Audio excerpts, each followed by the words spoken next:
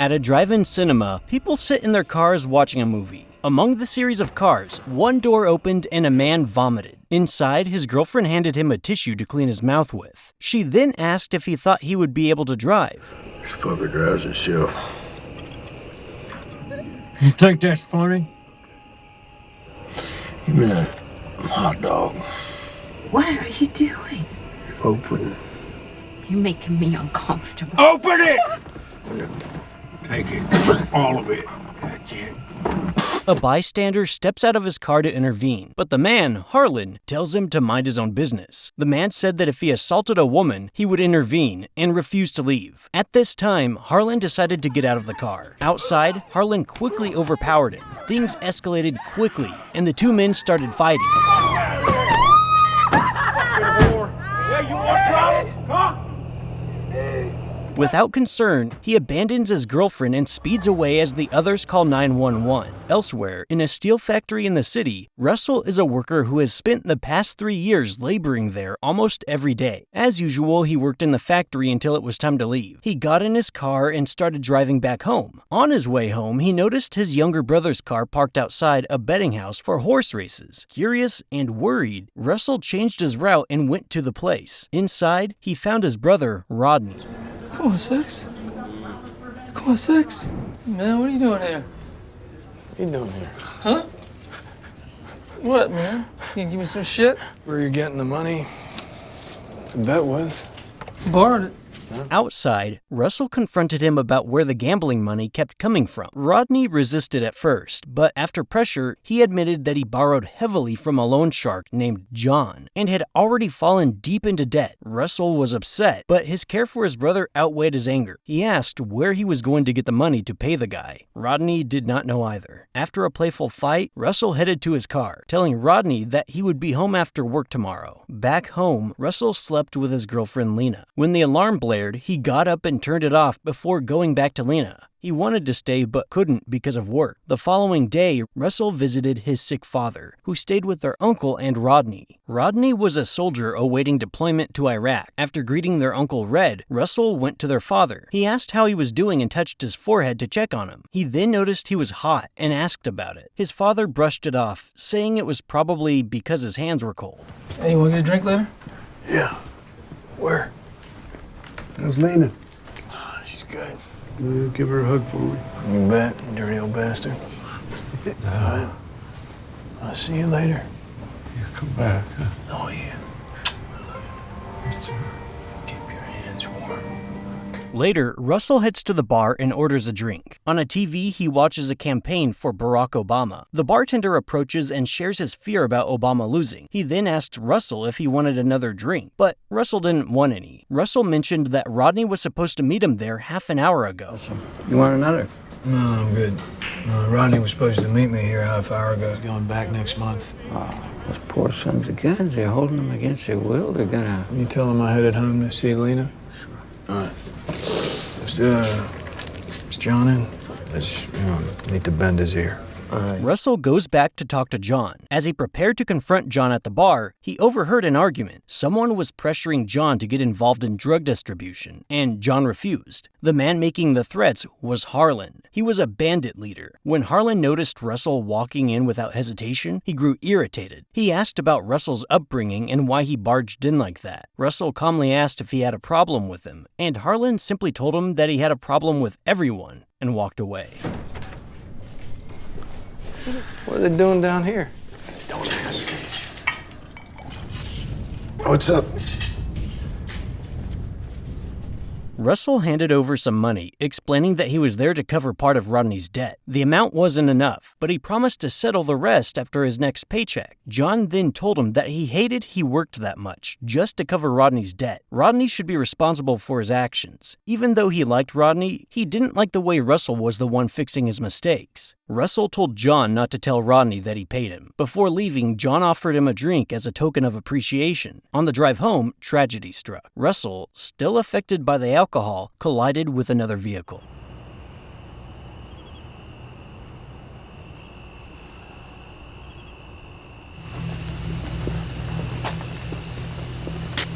Russell approached the car with fear. Inside the crashed vehicle, he saw a child. Panicking, he tried to wake the child up, but there was no response. He opened the car and tried to nudge him. Soon, another vehicle approached, and Russell flagged it down. The crash killed a woman and her child, and Russell was held responsible. He was sentenced to 3 years in prison. During his time behind bars, he did what he used to do before, and Rodney also visited.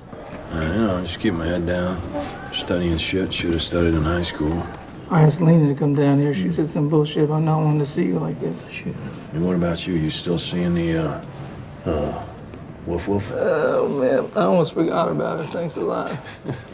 Rodney told Russell that their father remained ill and was being cared for by their uncle. Rodney was about to leave for his first deployment in Iraq. Concerned, Russell urged his brother to look after himself, and they promised to stay in touch. Months passed. Russell kept his distance from prison gangs, wanting no part in criminal schemes, even if it meant missing chances at leniency. One day, as Russell was walking back to his cell, 2 inmates approached him. Russell tried to stay away from trouble, but the inmates kept asking why he was always quiet and blocked his way. With no other choice, Russell struck.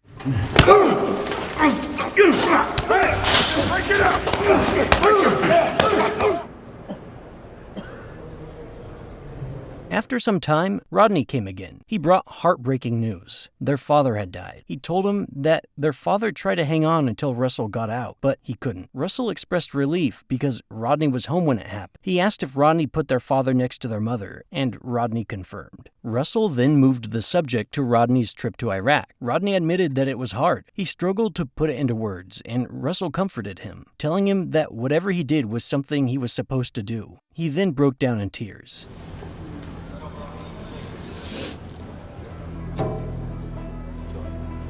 I love you, buddy. I love you too, man.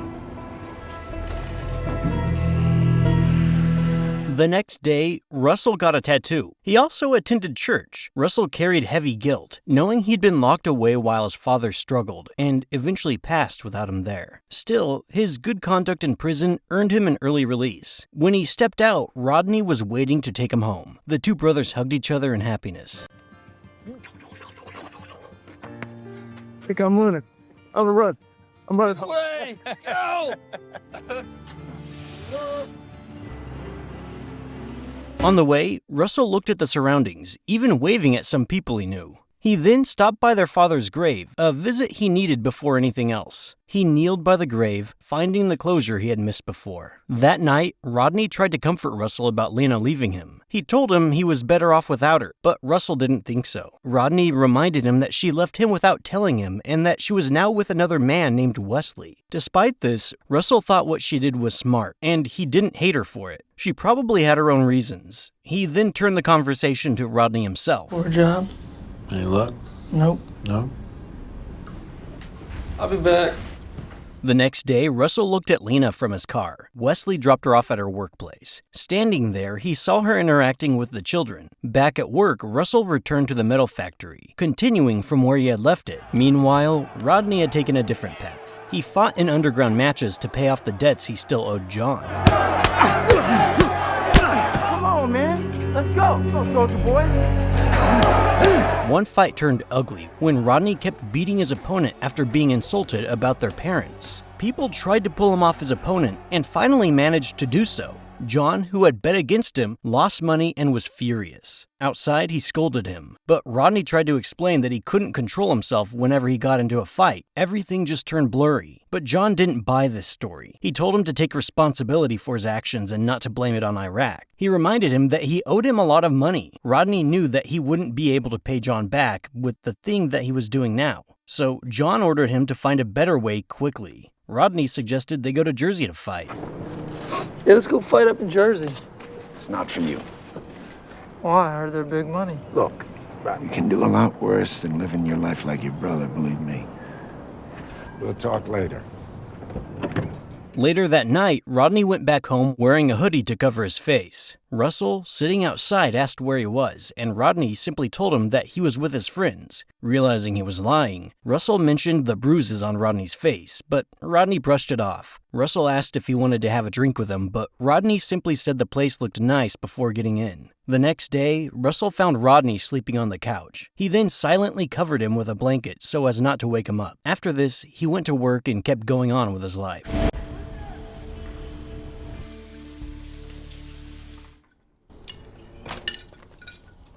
Later that night, Russell noticed bloodied cloth in the trash and realized Rodney's hands were torn from fighting. When Rodney came back, Russell asked to see his hands. Rodney tried to brush it off, but Russell persisted. He walked toward him and saw his hands himself. Rodney snatched his hands away from Russell, but Russell pulled out the bloodied cloth from his pocket. He asked if that was all he could do. He suggested that he work at the mill where he worked, but Rodney didn't want to. It was good enough for me. It was good enough for our dad. Just don't be too proud to work for a living.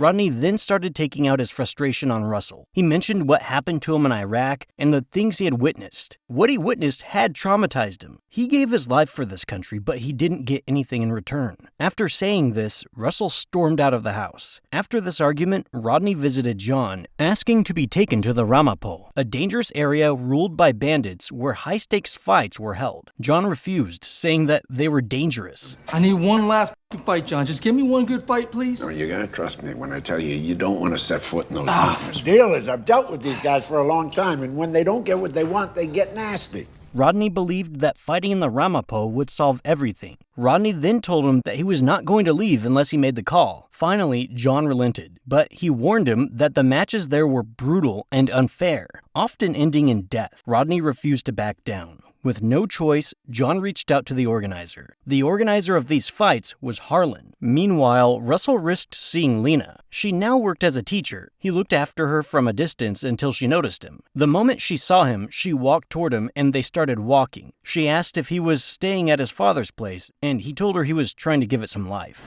I went to his funeral. I know. Are you back at the mill? Just can't get enough of it, you know? After catching up, Russell expressed how much he missed her. He still loved her and even asked to reunite. He told her he couldn't keep going without her, but she gently turned him down. She explained her life had moved on and revealed she was expecting a child with her new partner. The news shattered Russell. That's wonderful news. I'm real happy for you, Lena. Mom. Wow, you're gonna be a hell of a mom. Both of them cried. Lena hugged him and apologized. She then told him she had to leave and walked away, leaving him in misery. Russell kept crying even after she left, carrying a flower. He stood by the road, crying. Sometime later, Russell's uncle, Red, came to visit. He complimented Russell on how he looked, admiring that he was still fit. After pleasantries, Red told him he had something for his father and took a plant out of his car. He asked Russell if he wanted to go to the cemetery with him, and Russell agreed. When Red asked if Rodney was there and wanted to come, Russell didn't know where he was. Red also invited him on a hunting trip. Rodney here? Does he want to come? Nah, I don't know where he is. Well,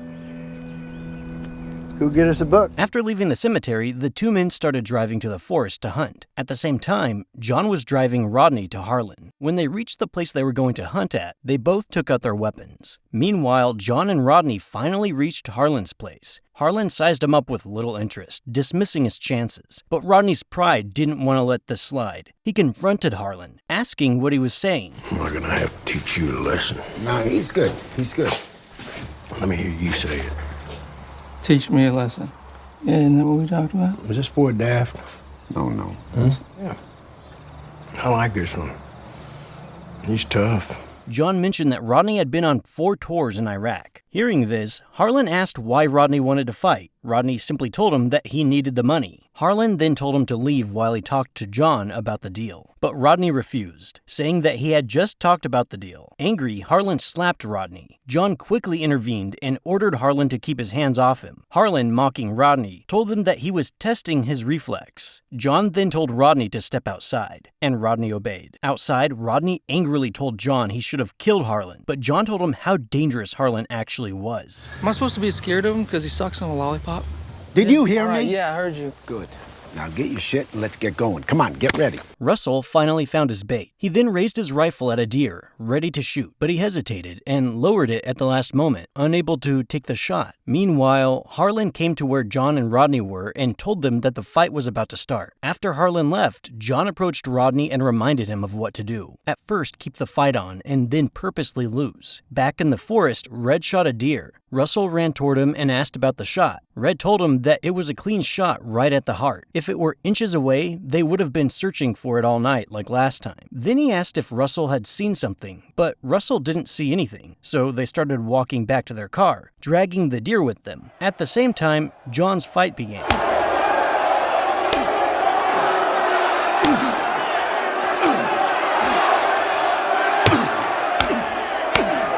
In the ring, Rodney was battered relentlessly. At some point, Rodney got up, attacking his opponent. The expression on Harlan and John's faces started to change. But finally, Rodney's opponent started beating him without showing any mercy. John couldn't take what he was seeing, so he rushed in and pulled him out before the fight turned fatal.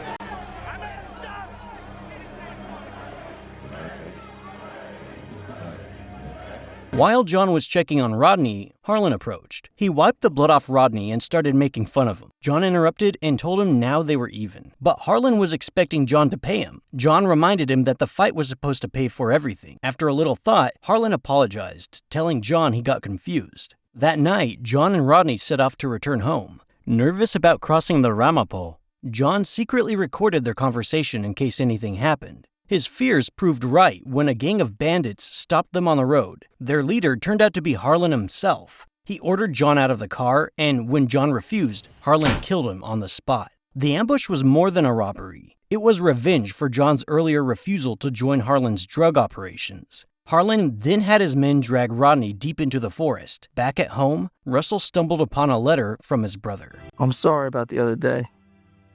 I know you're looking out for me. I think that I always will be. I can't explain how exactly. My head is just full of stuff, and I can't get it out. Deep in the forest, Harlan stood in front of Rodney. Harlan ordered Rodney to turn around, but instead, Rodney insulted him. Harlan then fired his gun, killing Rodney.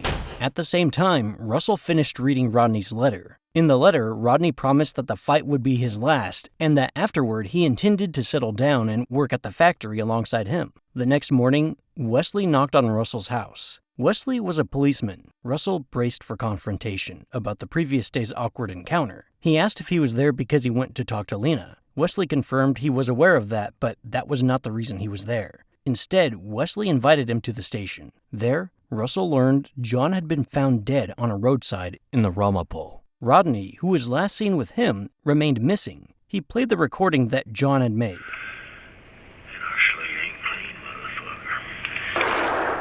Turn off. I need to hear it again. Police also had video evidence identifying Harlan as the killer, yet no one from the area would step forward or reveal his location. Getting information from them was nearly impossible. People who lived in those mountains were different. They had their own way of justice, and they didn't include outsiders. Even the local police who were sent couldn't get anything from them. And because of that, Wesley's hands were tied. Hearing this, Russell worriedly asked what was going to happen now and if they're not going to look for Rodney. Wesley corrected him, telling him that was not what he said, and what he meant was that they were having a difficult time. And on top of that, Wesley was having jurisdiction issues. This made Russell angry. He reminded him that John was clearly dead, but Rodney was out there. They should be looking for him. Wesley told him he had a procedure to follow, and this only fueled Russell's anger. He accused him of being afraid to go there or simply not caring about the life of his brother. Wesley tried to defend himself, but Russell, still bitter about losing Lena to him, mentioned Wesley was all over his business. In retaliation, Wesley brought up the time when Russell crashed his car and got into prison, accusing him of not being responsible enough to even be there for his wife. I'm just trying to do my job, and I'm giving you my word. Till it's done. Well, Russell, come on. You want me to show you out? Outside, a man named Dan tried to calm him down. He told him that he would be there for him in any way he wanted him to be, and Russell asked for the address of Harlan de Groot. Dan hesitated and told him he would try to find it, But Russell was not satisfied with this. He wanted a certain answer. Dan told him that it was better to leave it to the police because Harlan was a very bad person. But despite the warning, Russell was determined, so he told him to let him worry about that. Following this, the three men sat through John's papers. From their research, they learned that John owed a lot of money to Harlan. Dan knew they had a deal, but he didn't know it was this big. When Russell asked what the deal was, Dan explained it was a bare-knuckle deal. He didn't know much about the deal, but he thought Rodney went there to fight. You'd be way better off letting the authorities deal with You're it. not doing such a good job, Dan. Frustrated with everything happening, Russell and Red discussed what to do. Together, they decided to take matters into their own hands and headed straight into the Ramapo. Once there, they began asking locals if anyone knew where to find Harlan. The locals in the Ramapo all claimed ignorance. Getting nowhere, Russell decided to change tactics. That night, he approached a gathering spot for bandits, posing as a buyer for illegal drugs. He approached and asked one of them for a candy. Suspicion fell on him immediately, with some thinking he was a cop. One of the dealers asked if he was a cop, but Russell laughed it off. Then he asked about the old man in the car, but Russell told him not to worry about it. The man then asked what he wanted, and Russell listed what he wanted. Following this, the man told him to follow him. Russell was taken deeper inside to collect the drugs. Red and Russell got inside the house and saw a lot of people passed out on the couch after taking drugs. He went upstairs to talk to whoever was in charge. Just passing through. I didn't ask where you were going, I asked you who you were. Well, I didn't ask who you were. We just want to get high and our money's green. But if your money's green, that's pure glass. The man urged him to light up the meth he gave him. Russell refused and proceeded to pay. While doing so, he casually pressed for Harlan's whereabouts. To his surprise, the place he had just entered turned out to be Harlan's own house. With this knowledge, Russell withdrew quickly, intent on planning his next move. Red wanted to move and took out his gun, but Russell stopped him. As they were about to leave, the man Russell had been talking to called them from behind and gave them the meth they had left behind. On the way back, however, a policeman stopped him and his uncle. He immediately recognized Russell. He introduced himself and told him that they were lucky he got there first because the locals would have killed him. Since they were likely to carry a weapon and Russell was an ex-con, he gave them a choice. He would arrest them now, or they would leave the state right now. I'll only do Chief Barnes a favor once. Am I making myself clear, gentlemen? Yes, sir, you are. All right, then I'll follow you out. The following day, Russell looked at pictures of Rodney. Red approached and commented on how Rodney was always troubled, even as a kid, especially after their mom died. Russell walked out, but he could not shake the memory of him and Rodney from his head. It kept coming back to him.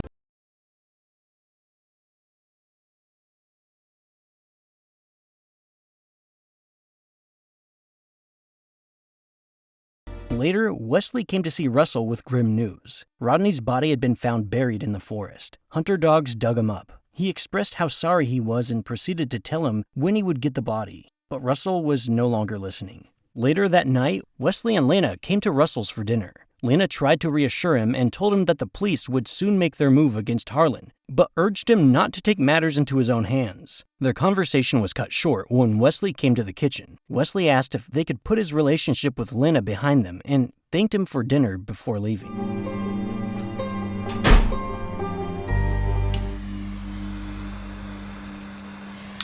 The police raided Harlan's house, but the moment they reached there, Harlan and his men had already disappeared. Time went by, but he was never caught, and Russell's frustration grew. He went to church, but nothing was calming him down. Finally, he had enough, and he decided to take matters into his own hands. He went to John's old residence, searching for leads.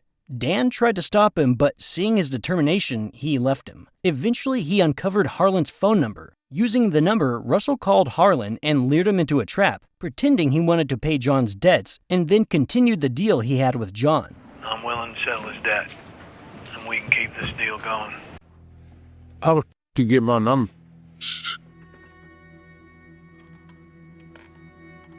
Finally, Harlan arrived with one of his men. Russell stayed hidden as they entered. Inside, Harlan encountered Dent, who had ignored the warning to leave. Russell went to the door with his rifle and saw what was happening inside. Maybe you might have some money for me. Oh, me? Do you know where Petty keeps his money? Oh, yeah, no, Petty. Or you just 10 bar from all the way back here? No, I'm just... That's a good trick, Dan. Harlan started beating Den. Russell came from behind and struck, killing Harlan's companion. Harlan, however, turned on Den, killing him before fleeing. Russell chased him down and finally found him. The two clashed in a brutal fight.